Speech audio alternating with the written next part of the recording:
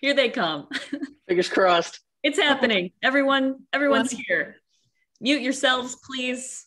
We love you, but we don't want to hear from you. Maybe I can mute you all. Do I have this power? Mute all? I should know this. Kristen's here. Yeah, I just could not be bothered to like pay for the webinar upgrade, y'all. I'm sorry. And I also thought that maybe like restricting it to however many people Zoom limits it to would be like fancy and cool. So that's what we're doing. Kristen, yeah. Oh, so exciting to see so many familiar faces in here. I know, right?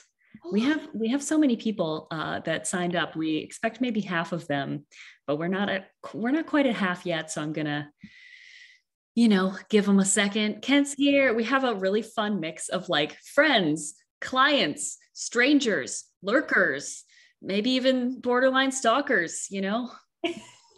I hope at least one of us has a stalker by now. That's how you know you made it. Takale's here. I'm gonna give it a couple minutes. Nana, good to see you. I got some CPG housemates coming in. How fun. Hi, Nana. Hi, everyone.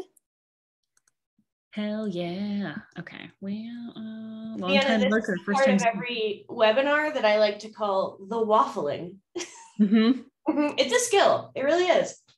It's like being on stage and the AV isn't working. So you have to do kind of like a top hat and cane, like shuffle dance and like talk about things happening in the room. Yeah, I've been there. Yeah, it's really fun to watch everybody pop in. I agree. Got about 25 people here. We're expecting 100, but we're like not really expecting 100. But let's give it like one more minute, okay? And then we'll throw the rest of them to the wolves. And if I can be bothered to let them in, then they'll get in. You're like, wow, she's so unprofessional. It's true. I'm the worst. Oh, I mean, the people here who have been to some of my my CPG house events, I'm the least professional. And I think that's what makes people like us. Yes. Yeah. Also, it's such a relief. Like the pressure is so gone when you're just like, what if I did a very bad job at everything so that people were impressed when it was decent? I like this approach. If you're my client, that's not how I work. Sorry, Kurt. This is like the advice. You should go to work drunk on the first day, and then that way they'll never know if you're drunk. That's diabolical. It's diabolical. I've definitely been drunk for some client meetings, but I think that makes me even more fun to be around. I have said before, like a podcast episode recorded 1 to 2 drinks in for me are always my best ones. Yep, 1 to 2 drink Lianna's the best. Lianna, let's not examine that any further. Don't have a problem. Mom, if you're on this call, I'm fine. I saw a meme yesterday that said for people with anxiety, which I think this applies to a lot of people, 2 drinks makes you a normal person, so they don't count. That seems accurate. Yeah. Okay. Let's see. We got a few people here. I don't want to take anybody's extra time. We have so much to go through. I think we'll find out. If we end up with nothing to talk about at the end, we'll open it up to Q&A. But basically, this call was my sneaky way of being like, damn, I wish I could ask all my smart friends what they're doing for Black Friday so that I didn't have to think too much about it. And then they all said yes, and they agreed to have the conversation with me publicly. So that's what we're doing. And I have a bunch of questions for them, but basically, let's do intros first. I'm Lianna Patch. I'm an idiot. I write things on the internet. Kristen, who are you? Lianna, you are not an idiot. I'm going to just fix that introduction for you.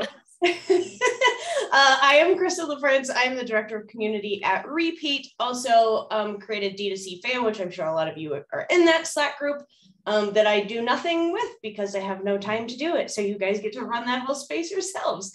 Kurt, you go ahead. I'm Kurt Elster, best known as host of the unofficial Shopify podcast.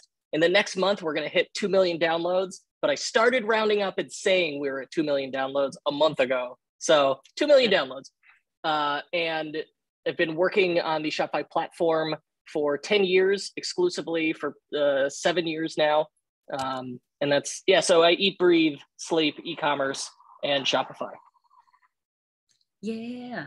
I like the radical transparency. Lexie, sorry I interrupted. Who are you? Tell us about you. I'm Lexie. I'm an email marketer. I'm like a Klaviyo person, and I work mostly with like D2C, skincare, beauty brands, but anyone who I think is fun. Nice. Same. That's also my client criteria. If you seem nice and you have a cool product, yes, she is a Klaviyo queen. Agreed. She worked on our e-commerce brand. Cool. So very quickly, why are we having this meeting apart from me being selfish? Black Friday, Cyber Monday, biggest sale of the year for most stores, right?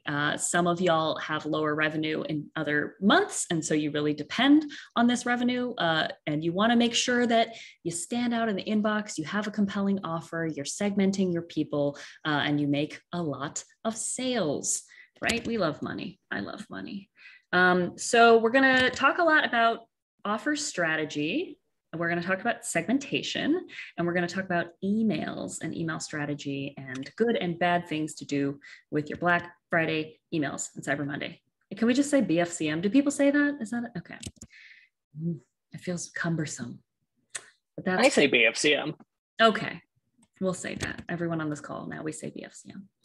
Yeah, and also you might not know this, but you probably have a non-zero percentage of lurkers on your list who are waiting for this sale to buy from you for the first time. So like, don't let them down, snag them. Okay, so I want to kick things off by asking Kurt questions. Oh my gosh. Yes, you're the talker here, the podcast guy. Everyone has podcasts, it's fine. What do you think, in terms of offers and offer structure, what do you think tends to work well for brands? And like, give us the baseline, like basic bitch offer. Like if you have a store and you don't want to think anymore, what's your basic bitch offer? And then what are some other ways to think about structuring your BFCM offers? Okay, so I think the dirty word with Black Friday, Cyber Monday promotions is discounting, right? There's the sugar high of coupon codes, and everyone is expecting a discount of some type. So you probably have to do it. But they only have so much money, right? There's a finite amount of resources your customers could spend here. And so they have to choose between various offers. And you've got all these people competing with you with offers. And for the first time, you're not competing against people in your own space. You're competing against like everyone all at once looking to spend your customers' money. So for that reason, you'll perform well with like a straight, we've got our entire store 40% off, but you're just giving away money and you're devaluing the brand. So my go-to is always, if I have to pick just one, it's free gift with purchase. Free gift with purchase, you don't have to discount the item anymore. The free gift is the discount. And ideally the free gift with purchase adds novelty. Novelty is like catnip to the human brain. We love it. And so if it's an item that's a exclusive, you are only going to be able to get this item this one day if you spend X dollars. That's the way to do it. I love it. If you want to fancy it up, you could do tiered free gift with purchase, where it's like, all right, you get this gift, you get like the keychain at $50, but you get the hat at 100, and you get whatever the heck else at like 100, 150. You just keep doing a ladder where you work people up with these gifts. Now, if you can't do a free gift with purchase and you want to do discount, I would do a tiered discount ladder. Same idea. You need to let's not wreck your average order value here. So if your average order value is normally $70, then hey, spend $70 and we'll give you $5 off. Spend $125, we'll give you 15 off, and so on. Okay, I love that. I have questions. I don't want to step on anybody if you want to jump in, but what do you think about like the aspects of making the free gift a mystery and or making it something that's super exclusive? Like, we've never made tote bags before, we'll never make them again, you can only get them, and that works if you have a strong brand and like good visual branding that people like to carry around. Any thoughts on that? I think that exclusivity is critical to the success.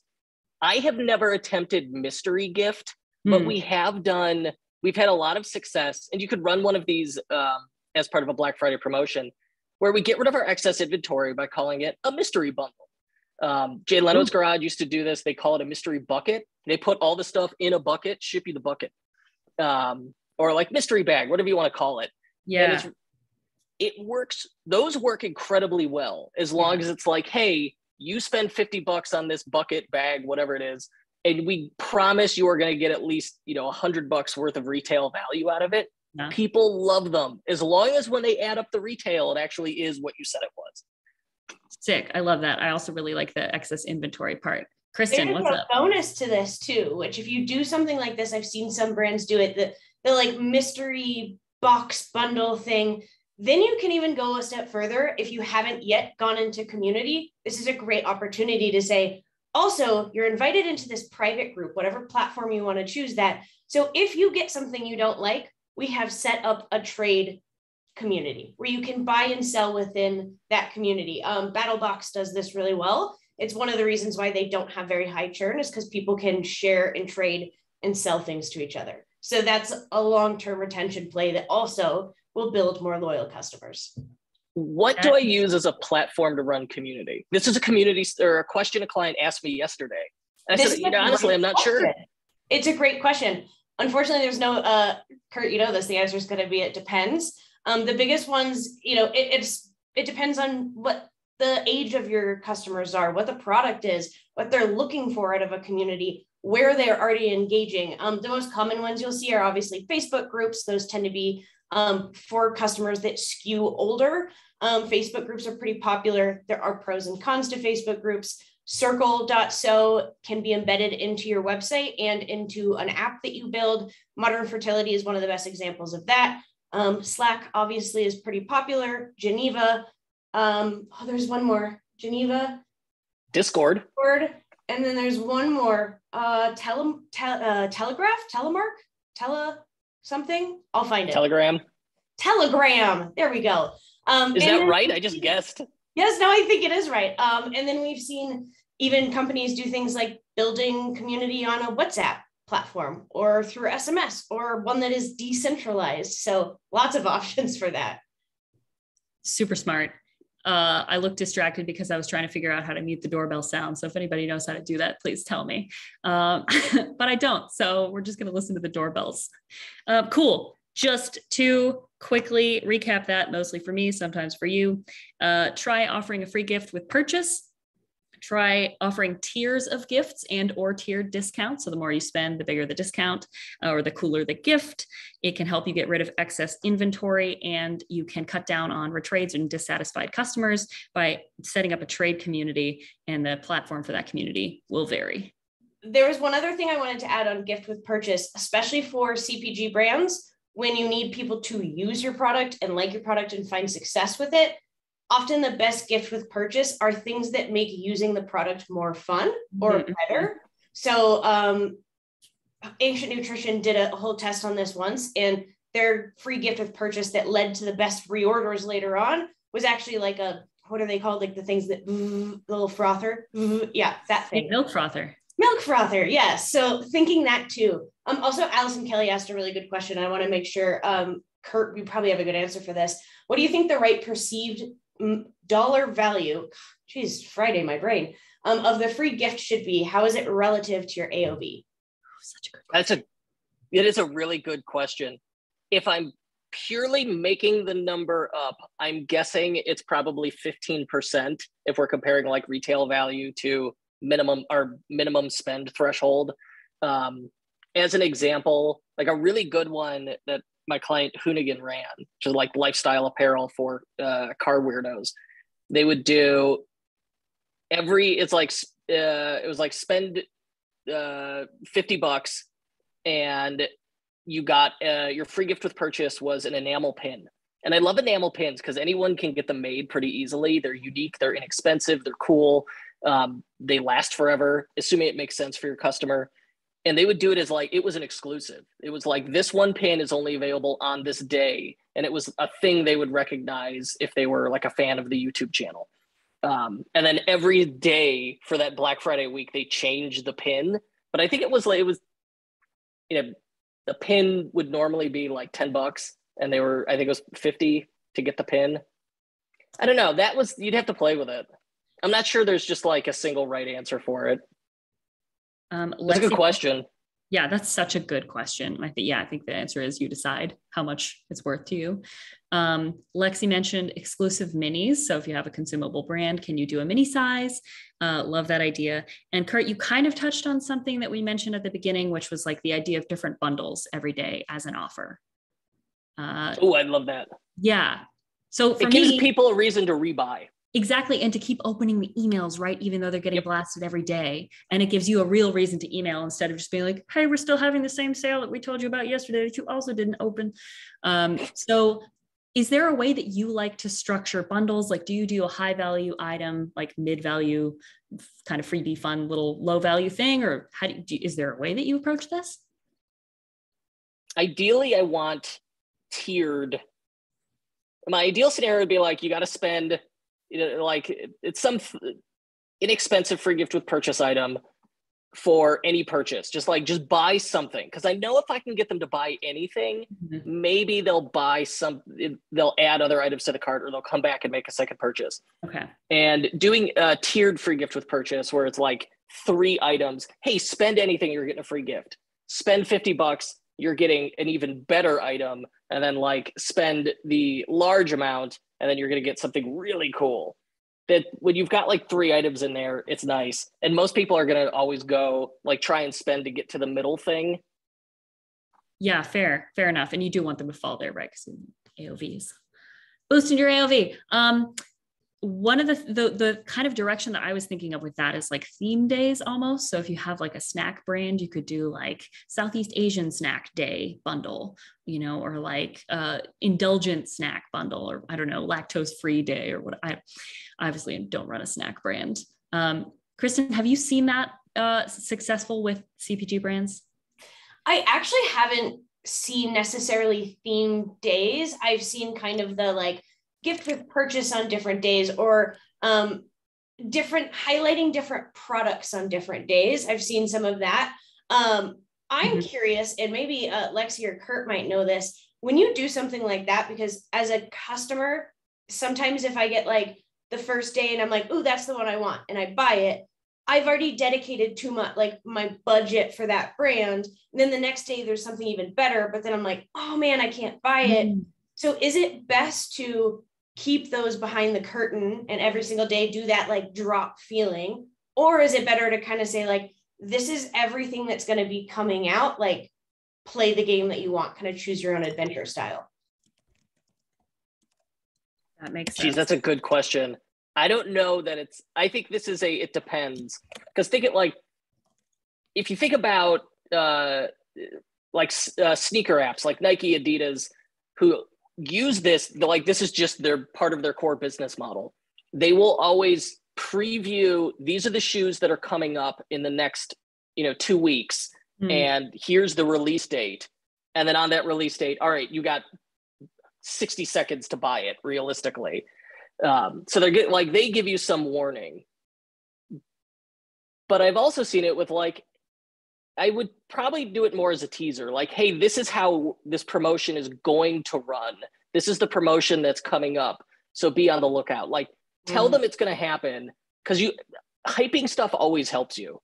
Yeah. So hype it without revealing what it is. And like the successful way our default when promoting the stuff in emails is just like, here's a pixelated image of what the thing is going to be. Oh, and it drives people nuts. And they love it because it drives them nuts. It's actually making me think of Last Crumb, where they're the cookie company that their cookies are like a box of cookies is over $100, and they only release new flavors on a drop bottle, and they sell out like that. But what they do is they kind of pre-hype it, where they'll give you a riddle, or they'll kind of tease what the flavor might be and when it's going to drop, and then they drop it. So you're not surprised. You kind of have like, you're kind of playing this like game the whole time, like trying to figure out what it is. So you get a little bit of both, the knowing what's coming and yet still getting that like exclusive drop feel. This is a relationship, and it's supposed to be fun. So, I mean, realistically, the brand should be flirty with us. They should tease us. I like that. My brands, Kurt. Show me on the doll where the brand touched you, Kurt. It was on my wallet. Nice. Okay, I love the riddle idea. I love the idea of like vote for which product you think it's going to be or what you think it's going to be. And also that's like a really good sneaky way to boost engagement, both on social and in email. So like click the link to tell us which thing you think it's going to be. Like, cool, you clicked a link in my email. Now I know that you like me. And that's all that I care And about. also that gives you insights on what other gifts people would really like. It's basically a customer feedback survey without having to ask them a specific question about what they want. But you can also do that, not to like go crazy, but send an email to your list with an open-ended question survey that says, hey, what do you want us to make? Like if we can make anything. We did this with our pet health brand and a bunch of people were like, cat toys. And I was like, cool, I'll work on that sometime soon. But it was really nice to see how many people like had the same answer, have never talked to each other, and never heard that from us. Making it about me. So now again. you got to sell cat lasers. So now I have to sell cat lasers or like organically sourced hemp things because, we make things that are good for your pet. Also, totally off topic, if you have a cat and you use a laser to like run them around, give them a treat when they catch it, because otherwise you're driving them slowly insane because they keep looking for the laser after you turn it off and they lose their minds. Yeah, they never get the reward. I know, right? I learned that way too late. I've ruined so many cats' brains. We have spent 20-ish minutes talking just about offer strategy, which is baller. And I knew that we would have so much to talk about. Before we move on to email strategy and how to set up your list, do we want to briefly touch on the like anti-Black Friday model or approach? Like we never do Black Friday. We don't agree with, having you spend money. I think BFCM is the one brand that comes to mind for this. Allbirds also did it where they raised all their prices by $1. Who was that? Allbirds. Allbirds. Nice. Okay. Yeah. Kristen, what ways can brands like support that? And maybe it's a little late for this year because you probably want to have been running other sales and like messaging around the fact that you don't do Black Friday, but like, what are some ways that brands make that work? I think for that to work, it has to come from like a very real mission driven approach. So not just like, we're not going to do Black Friday because we don't want to. Mm-hmm. Even if that is like a very strong feeling that you have as a founding team, you need to have a reason why that connects to something really deep for the customer. So like Lexie put like Patagonia, REI did the opt outside thing that one year, and I think they just do it every year now. Nice. Allbirds did that raising the price, and they message it always around like the why. So for REI, it's, we don't believe we should be spending the day after this holiday scrambling through stores and running over each other. We think you should go outside and enjoy nature and be with the people you love. And if you shop at REI as like much as someone like me who lives in Colorado shops at REI, they have all my money, then that's something that you actually really can like hold on to. And you feel that it's a commitment to what they say they're actually doing that's bigger than the brand, bigger than the transaction. And that makes you have a lot of brand love. And actually when brands do this, when they do it really well, they get more sales during Black Friday, Cyber Monday anyways, because people are like, I want to put this money that I've budgeted to spend, I want to put it towards these brands that are doing things that I believe in. So I think for it to really work and like really work long-term, it has to come from a very deep place and a deep belief. And you have to be able to communicate that. And it's the belief that your customers also share with you. So solid. Love it. Anything? Yeah, the example brands are like super, you cannot disassociate them from sustainability, from environmentalism. Yeah. And so that's part of why that works. At the same time, if you're someone like Patagonia is like, hey, we're gonna cut off our nose to spite our face, but we're also gonna engage in a giant PR release to go along with it. So they're not running a sale, but they're still running a promotion. They are. Yeah. It's a marketing campaign. We're just not doing a discount. So like REI, it's like, oh, we don't do anything on Black Friday, but they still run that anniversary sale every year. Mm-hmm. Mm-hmm. Yeah, and there's brands that will just basically create their own Like, we're not going to do this when everybody's competing for your attention. We're going to create this other like week or holiday for the brand where the brand owns it. I wish I could remember. There's one brand that does like a week of something where they branded it as a week of theirs, not Amazon, not that one. We know that one. But like kind of creating a holiday for their customers, and their customers look forward to that, like the REI anniversary sale. So Lianna, I think what you said at the beginning is important. Like, you probably, Nordstrom anniversary, thanks. That's exactly what I was thinking of. But it might be a little bit late if you're thinking about that now, if you haven't done another kind of sale, just depending on your margins. You also might be a brand that just never does discounts, never does sales. That's okay too. Yeah. I just mentioned SEM and I want to bring them back up. They're a skincare brand with a family of other, under brands, and they do something called Shop Slow in the month preceding Black Friday, where I think it's like a 23% discount. And they say like, shop mindfully, pick up what you actually need, and we will be closed on Black Friday itself. So yeah, you have to have a mission behind it. Like you were saying, you have to have a good reason to connect it back to your brand ethos, but could be a fun way to be anti-establishment. When we were planning this, which was super chill and in a Google Doc, we didn't even touch on like budget allocation and which channels to focus on. So mostly we're going to be talking about emails today, but since we have some ad smarties in the room, is there like a Black Friday ad allocation spend strategy that you have in mind? Would you spend more Black Friday ads to try to acquire, or is it just focusing on retaining new customers? The advice that we had gone with, and it seemed to work out for us, was trying to spend to acquire new customers during, like November 20th through December 10th. You're just throwing money away. So really it's like wind down the top of funnel ads, the acquisition ads, and then just apply that budget and maybe more into middle and bottom of funnel ads. Cool. I'm so glad I asked that. Yeah. Awesome. Anything to add, Kristen? You are nodding. No, I just totally agree with all of that, and really thinking about working on those relationships with your existing customers, or like you mentioned, Lianna, the people who are subscribed to your emails who maybe not have bought yet, putting some of that budget towards nurturing them and getting them ready for the sale. Yeah.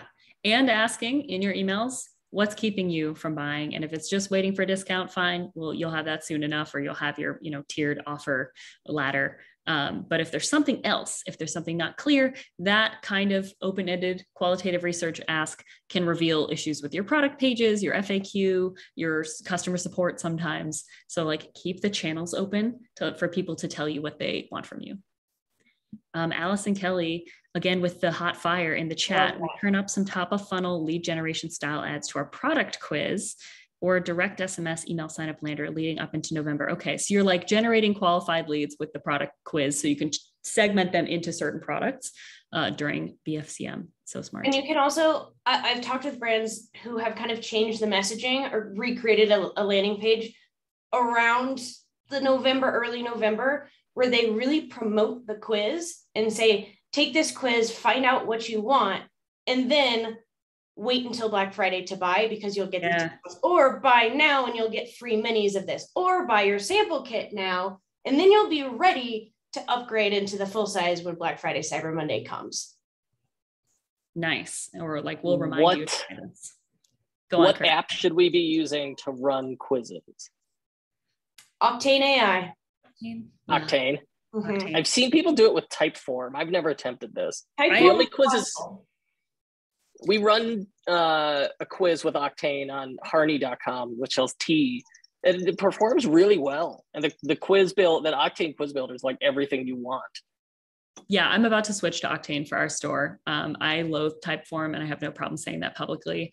They keep cutting down the features on my plan and charging me more, and then they give you no warning, and then they charge you for the annual plan like once a year. So I have this like very unpleasant $300 surprise bill once a year, and I'm just like, I'm leaving Typeform in like 2 weeks. Anyway, Octane And they have a wait list right now for an AI quiz builder. So if copy for the quiz is keeping you from building it, then sign up for that because they'll notify you when that starts. We are not sponsored by Octane. Jebbit is cool too, says Lexie. What's Jebbit? It's another. Yeah, it's just making up words. Seeing who's paying attention. Yeah, no, I like Schleemy. Schleemy's the best quiz builder. Someone watches Rick and Morty. I mean, it could be a tech company. You can basically make up a word and it might be a Shopify app. This is true. It's so sad.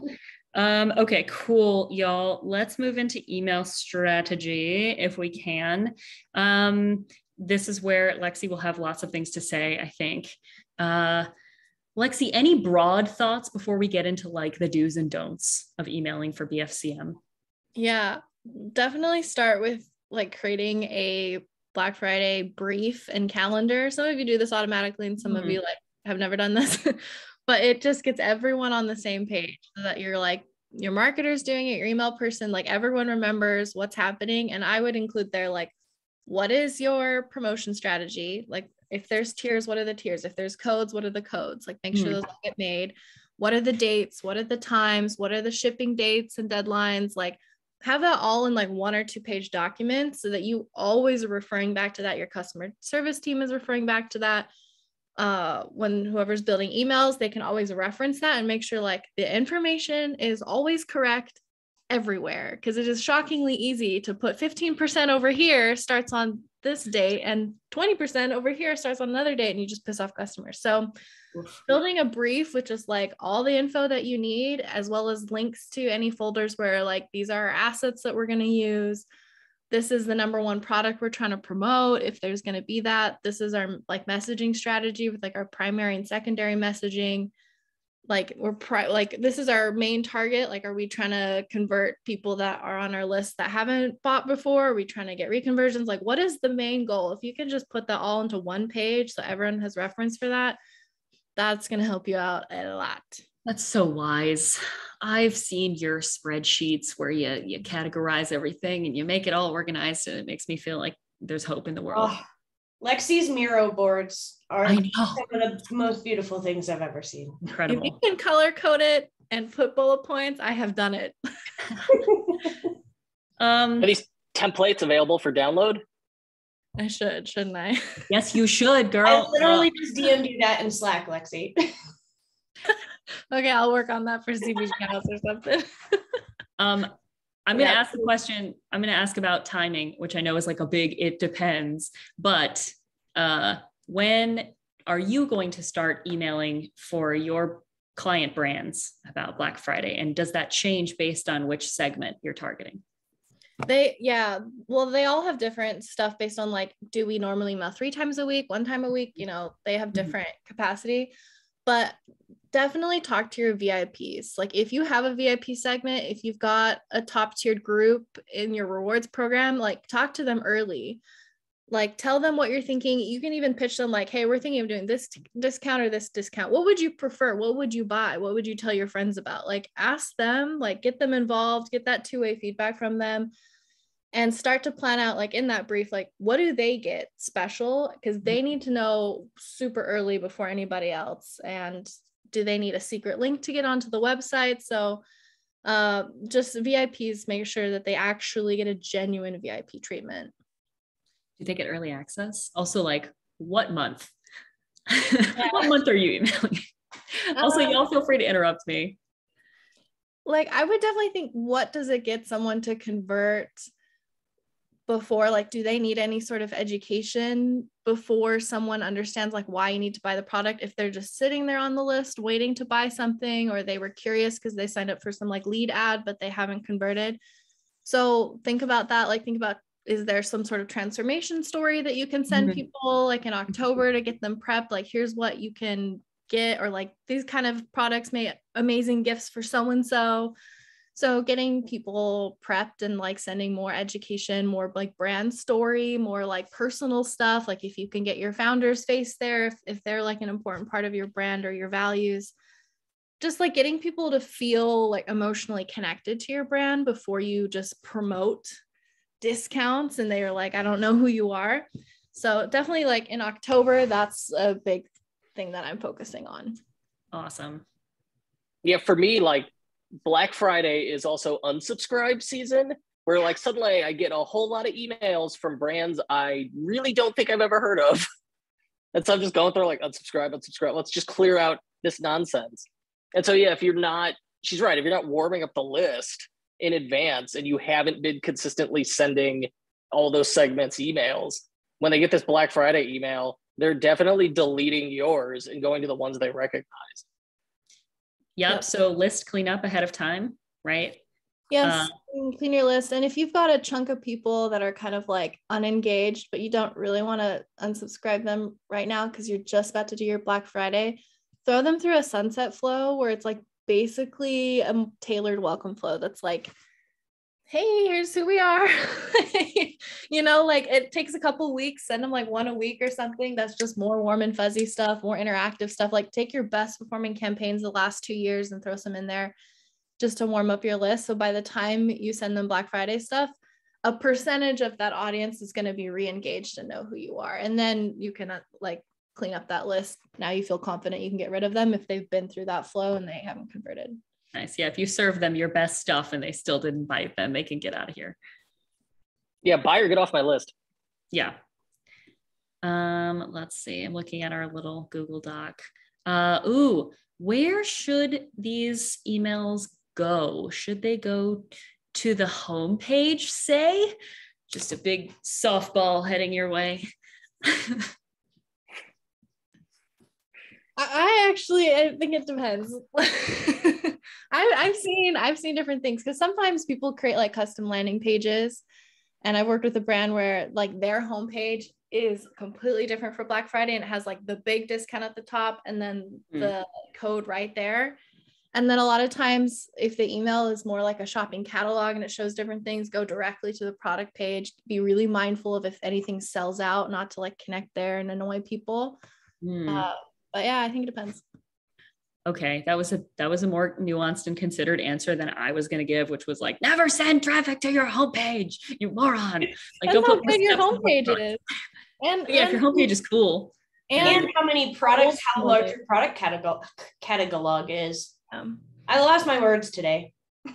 Okay. You have enough good words. We've been enjoying your words. And like new people, like if they've never bought from you before, they're going to benefit a lot from homepage and like more info. But if they're like a third time customer, they don't need to see your homepage again. Like put them directly as far down as you can in the funnel, like, you know, use a repeat link. Like don't bother them with stuff they've already seen before. Fair enough. Yeah, that's a really good piece of advice too on if they're customers who are buying regularly or buy often. And a lot of these customers, and this is a little specific to CPG, but a lot of those customers are likely buying the same products again and again. So what you can do around Black Friday is if their favorite product is on sale, send those people directly to the product, remind them why they love it, maybe offer like a free mini works really well in that kind of situation. Like, and there's a bonus because we want to make this feel special. You don't need to send them to homepage. You don't need to send them to the product page. They know what they want. Get them into a cart as quickly as possible. So it's a 2-click checkout. Yeah, that'll help you a lot. A thing that I'm hearing multiple times, sorry, Kurt, I'm totally cutting you off, is map your copy length and customer journey and complexity to your customers' awareness of what's happening, right? Like if they need more education, give it to them, send them more emails, give them more context for products. If they know and love you, get out of your own way. Kurt, what were you going to say? I like that idea. It's segmentation by awareness. Mm-hmm. If I know nothing about the brand, I know nothing, but gun to my head, I have to pick and build a landing page for Black Friday. I think at Shopify, the easy way out is a custom collection page in which you can exempt out of stock products if you want. You sort them by best selling, and put a countdown timer at the top. It's super easy to do with a free service like Sendtrick, Sindtric. It just gives you a countdown image that you stick in. And as long as the landing page looks like the email they got, looks like the offer and echoes those things, it'll perform well. And I think the other pro tip, if you're on Shopify, if you're using a coupon code as part of the promotion, you can auto apply that. because that way you don't have that breakage where they go to the checkout, they buy without the coupon code, and then you get the email, I forgot to use the coupon code. Like, oh, the worst. You got to figure out a partial refund. I've been on both ends of that. I've been the idiot, like sheepishly emailing support, like, can I have my $15, please? Yeah. I love that. Okay. So quick and dirty, custom collection page, automatically exempt out of stock products. Make sure it matches like the sniff test. It passes the sniff test from the email to the page. Countdown timer from Centric. Yeah. Centric. Cool. I'll stick it in the chat. Sick. And then auto apply that code. Okay. I love that. And please do not promote out of stock products. Oh. And if you have a limited run, Rothy's did this so long ago. Or at least have a notify me when they're available tag. Yes. Yes. Yeah. Kills me when brands don't have that. Like, you're missing out on so many sales. Rothy's did this in their emails because they always do limited batches of patterns, and they would send an email that says like, hey, we just dropped this new style. And all the way at the bottom, it would say, did you miss out? Like, did it sell out? Check out this similar style that you might like. So it's kind of like a consolation prize. So if you have very limited quantities, then consider something similar at the bottom, another SKU. Cool. I have a question for probably just everybody here. Let's talk about the timing of Black Friday, Cyber Monday, because it's interesting. It's however many days, and yet there's always the like, psych, it's longer. Psych, we extended it. It's another day. How long should you play that game, and does it work to go all the way to the end? Don't lose your customers' trust. Don't trick people. No. I hate when people do that. Drives me nuts. Same. It's deeply annoying. I think I tweeted last year and I called it the International Day of Psych. Psych! Yeah, I mean, don't mess with people. You might get a one-day sale, but you lose them long term. Like when you're building out your brief and matrix, like be clear with what you're giving people. And we talked about earlier, like how much do you tell them? Like if you're doing different deals on different days, do you reveal it? Like if you think it would annoy someone to see something else, even if you're very good with segmenting and you don't send the wrong people the wrong emails, like if it would piss somebody off, I wouldn't do it. Like when I mentioned in the chat, like I worked with a fashion brand that did like 7 days of different deals. We just teased that by being like 7 days of different deals. We didn't say exactly what they got on which days, but like, so you can just be like real with people. Like Kurt was saying, like make it fun for them, not hacky for you. And you'll be better off in the long run. Yeah. I also think you lose like not just their trust, but like you lose revenue, because if they assume that the sale will always be extended or there's always going to be another sale, then they won't buy. There's no urgency anymore. So you can also just flat out say, we're not messing with you. The sale ends tonight at midnight. There will be no extensions. We're not going to tell you again. Buy now, or we'll cry about it. Kent says, last year we did a month-long Black November sale, which is less common in the fitness equipment space, along with reducing our shipping demand and the load on our CS team. It was a surprising hit. So cool. Kent, I love that idea, especially for smaller teams. And you could, that could be part of the messaging too, if that feels real. Like, hey, there's 5 to 10 of us here. And if we ran like a big blowout 1-day sale, it would be really stressful. So instead, we're going to do this month-long shop slow kind of thing. I love that. All right, I have to take a child to swim lessons, so I have to run. But thank you everybody. Appreciate it. Thanks for coming, Kurt. Hi, Kurt. See you guys. Yeah, everybody else, we have 15 minutes left for cool stuff to happen out of our mouths and brains. And there's like so much more that we were going to talk about with emails, but we can also be flexible. We can also talk about designs, like promo design and how to get the best assets. If you have questions, now's your time. Yeah, now's the time. Questions in the chat. Specific. We don't care. Like, and I've got links to all sorts of random things in the doc too, if we ever. We're never going to share the doc. The doc is deeply personal. The doc has lots of little notes.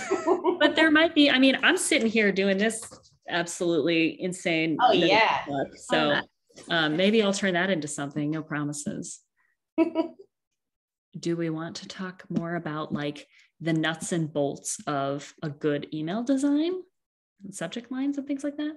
Let me put in a note that like you're going to get to start building these emails and then you'll be like, oh crap, I need all these images. Mm-hmm. Request those early. Like think ahead of time. And if you don't know what to request, like people holding boxes or boxes of your product in the package, like that it'll look like when it's gifted. That always is so great for people to be able to visualize like, oh, if I buy this as a gift, it's going to look like this. Because people want the gift to also like look good. I think I have a picture somewhere.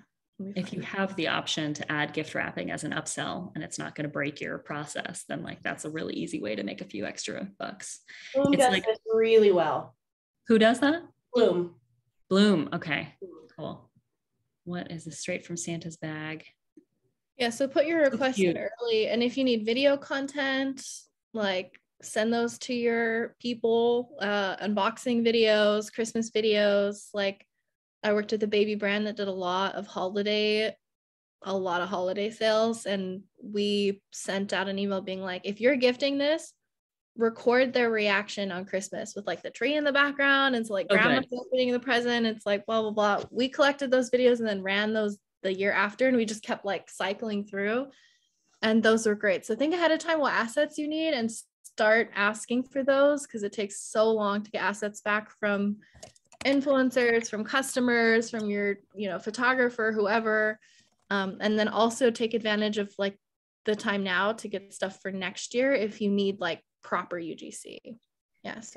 Yeah, I was going to say it's a very good time to think about UGC as you're working with your influencers.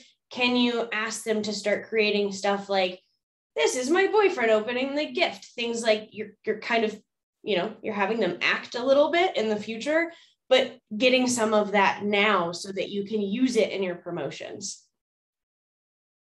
Yes. Also, I just dropped a link in the chat for a productized like brand agency that will do product photos and lifestyle shots for you called Suna. I've used them for something that I don't even sell anymore.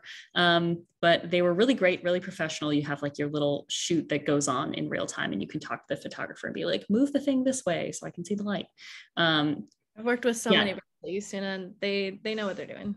It's really nice. Every time I send over assets, I'm like, that's exactly what I needed. Yeah. Yeah. And you don't have to like find a great photographer, which is like, they're solving this huge problem. I understand. Cool. I kind of think we should look at some emails. I don't know. We could. What do y'all want to do? Let us know what would be most helpful. Yeah, tell us in the chat. We had a really nice message in here. This is for e-commerce, but she is in SaaS, has gained lots of insight. Emily, this is funny. I have kind of gone from like SaaS, B2B to e-com to retail to D2C to CPG. And what I found is like, it's the best way to learn is actually to go into other industries. Like the way I think about a lot of e-commerce emails are actually from my learning in SaaS emails. But she did say any additional ideas for getting creative would be appreciated.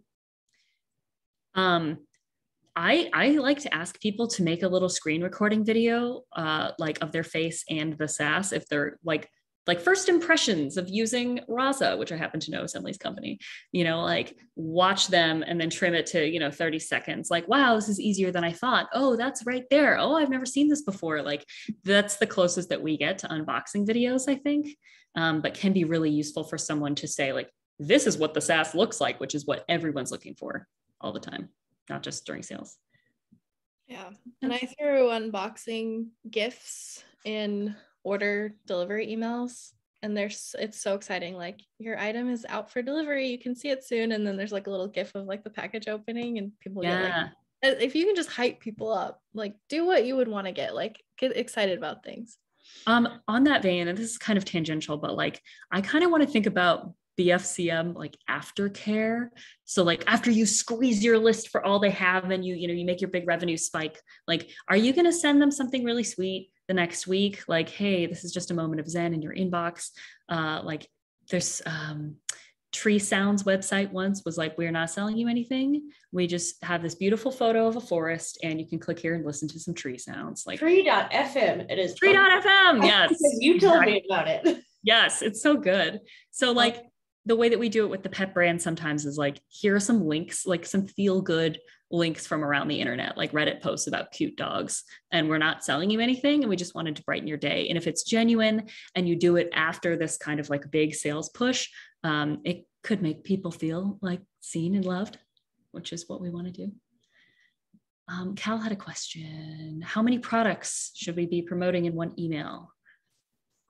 You can do different things. Like if you're sending a bunch of emails, like if your list can handle that, you can do a highlight of one product. You can do a bestseller feature.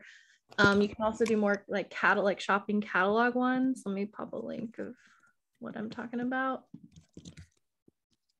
As long as like the email itself is not too busy and there's just like, it's really clear what you need to do during each step. And when in doubt, like add more white space, add more space, send it to your phone, and like one concept per scroll. Like don't get something I've seen you do really well, Lexie, is like the one concept per scroll. Like here is the product that's correct for you if this. Like describe the perfect buyer for this thing. What about this? And we do this with the pet products too. Like if your cat has achy joints, you want cat glucosamine. If your dog is shedding, you want fish oil. So like if you want to put multiple products in, you don't have to just stack them side by side in that like, you know, Shopify default table in bed. Oh, you're on mute. If you're using the Klaviyo product default, like it defaults to like 125 pixels. Make it like 300. Like make those images just way bigger. I hate when the product is like this big and you can't even see it. Good point. You posted an image of a wish list email, which I really like, but I also really like the idea of, again, bringing interactivity into your BFCM promotion, like create your wish list. Here's everything we're going to be doing. You want this bundle, this thing. Yeah. Is there an app for that, Kristen? I don't know. I'm sure there is. Probably like wishlist.io, which I probably is a thing, but it might not be this thing.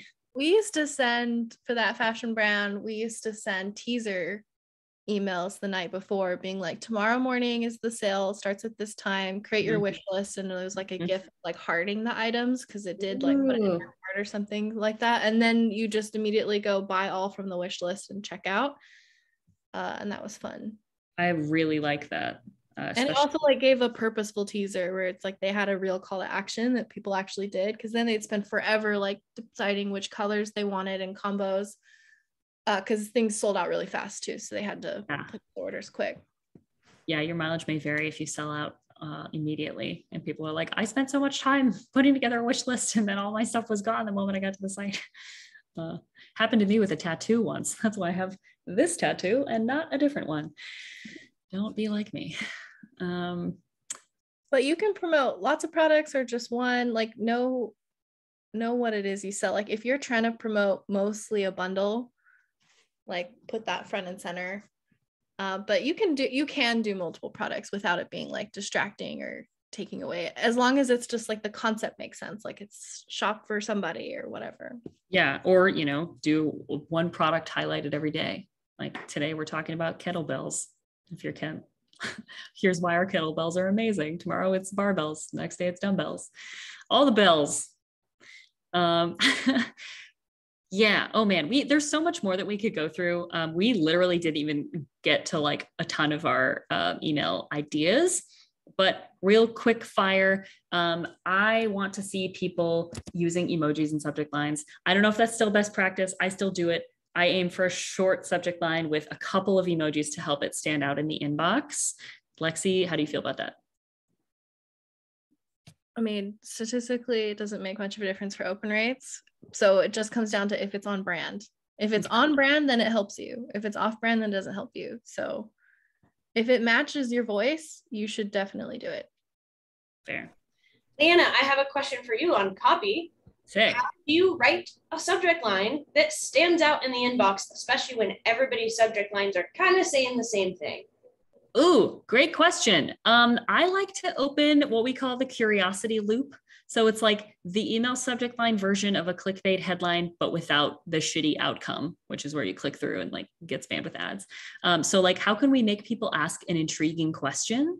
So some of the subject lines that have done well for me lately are, do dogs really need vitamins? ?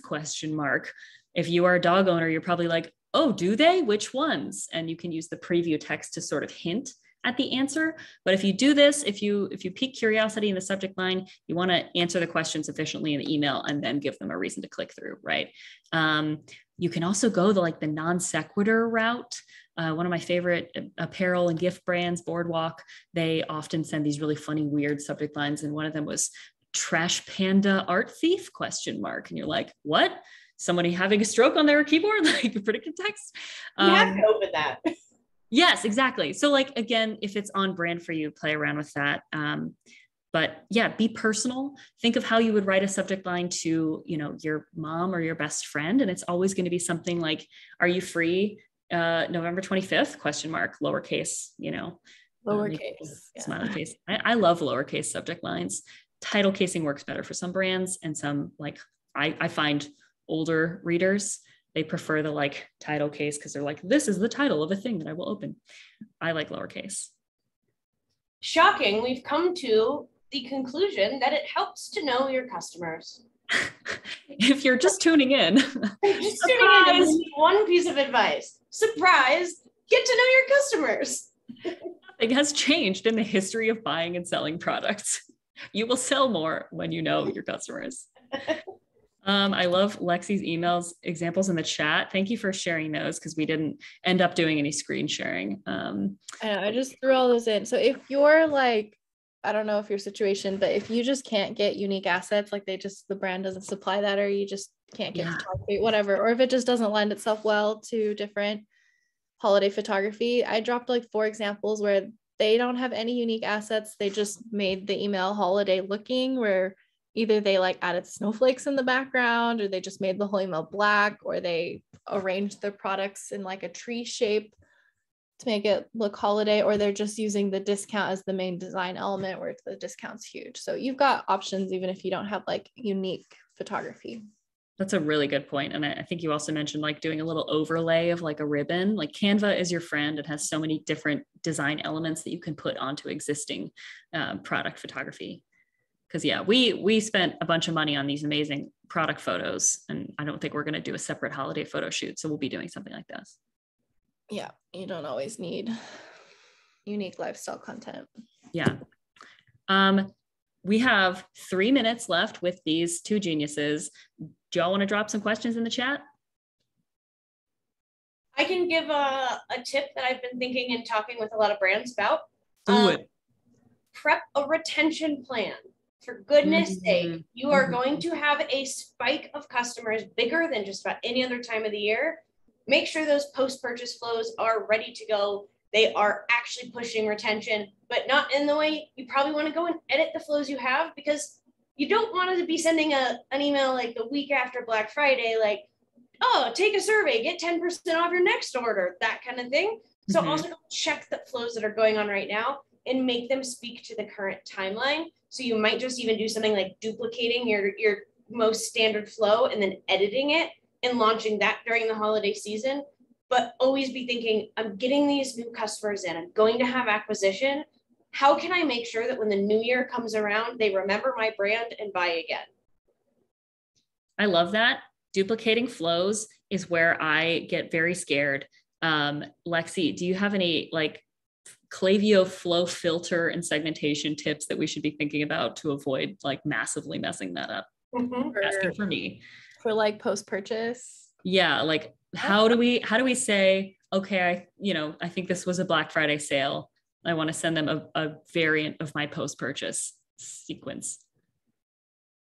Oh, you can just turn one off, turn the other off, or and use that temporarily. Or I think in your account we put you can put a conditional split and get 2 different pathways, but one is split by 50%. You can just switch that to 100 and 0 and then swap it the other way around when you need to.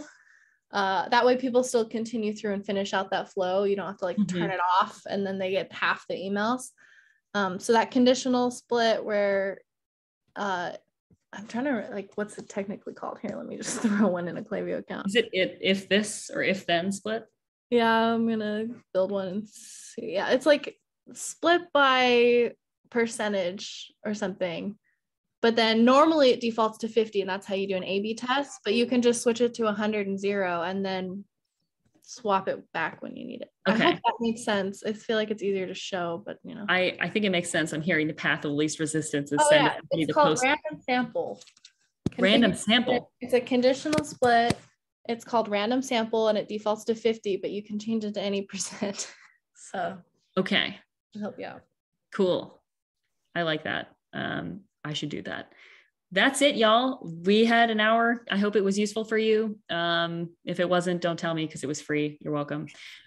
Where should we follow? Don't tell us, we're happy. Where should we keep up with both of y'all? Easiest place to reach me is on Twitter. No, it's not even my Twitter name. KD LaFrance. Because there's another Kristen LaFrance in the world who took all of the usernames. Rude. Not even using them, I bet. And Lexie, I think you're the Lexie Bennett. I am everywhere. So on Twitter, I just tweet about email, and I used to post like screen recordings of designing emails on Instagram, and I need to go back and do that more. Yes, everyone loved those very much. Yeah. So yeah, go follow them. They're awesome. I'm going to try to link Kristen's.